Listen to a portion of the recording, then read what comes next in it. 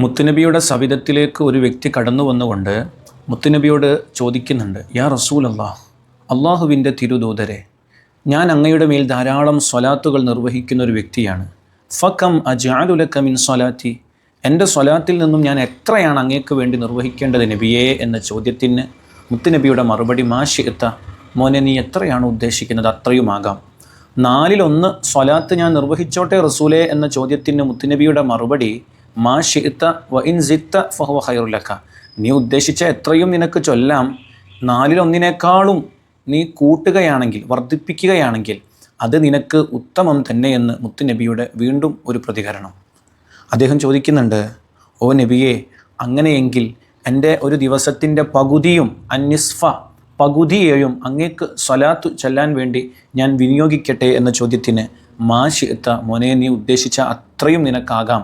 വ ഇൻ സിത്ത ഫഹുവ ഖൈറുൽ ലക, ഇതിനേക്കാളും നീ കൂടുതൽ വർദ്ധിപ്പിക്കുകയാണെങ്കിൽ അത് നിനക്കു തന്നെ അത്യുത്തമമാണെന്ന് മുഹമ്മദുർ റസൂലുള്ളാഹി.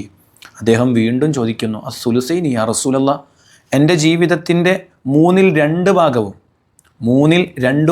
24 മണിക്കൂറാണെങ്കിൽ 18 മണിക്കൂറോളം, അല്ലേ, 16 മണിക്കൂറോളം, 8-8 16 മണിക്കൂറോളം ഓ നബിയെ, അങ്ങയുടെ മേൽ ഞാൻ സ്വലാത്തുകൾ നിർവഹിച്ചോട്ടെ എന്ന് ചോദിക്കുമ്പോൾ മുത്തുനബി പറയുന്നുണ്ട്, മാ ശിഅത വ ഇൻ സിത്ത ഫഹുവ ഖൈറുൽ ലക, മോനെ നീ ഉദ്ദേശിച്ച അത്രയും നിനക്ക് ചൊല്ലാട്ടോ. വ ഇൻ സിത്ത ഫഹുവ ഖൈറുൽ ലക, ഇതിനേക്കാളും നീ വർദ്ധിപ്പിക്കുകയാണെങ്കിൽ അത് നിനക്ക് അത്യുത്തമം തന്നെ. വീണ്ടും അദ്ദേഹം മുത്തുനബിയോട് പറയുന്നുണ്ട്, ഓ റസൂലേ, ഞാൻ എൻ്റെ ജീവിതം മുഴുവനും അങ്ങേക്ക് സ്വലാത്തിനു വേണ്ടി മാറ്റിവെച്ചോട്ടെ എന്ന് ചോദിക്കുമ്പോൾ മുത്തുനബി അത് വേണ്ട എന്നല്ല പറഞ്ഞത്, മറിച്ച് 2 ഗുണങ്ങൾ മുത്തുനബി നമുക്ക് പഠിപ്പിച്ചു തരുന്നു.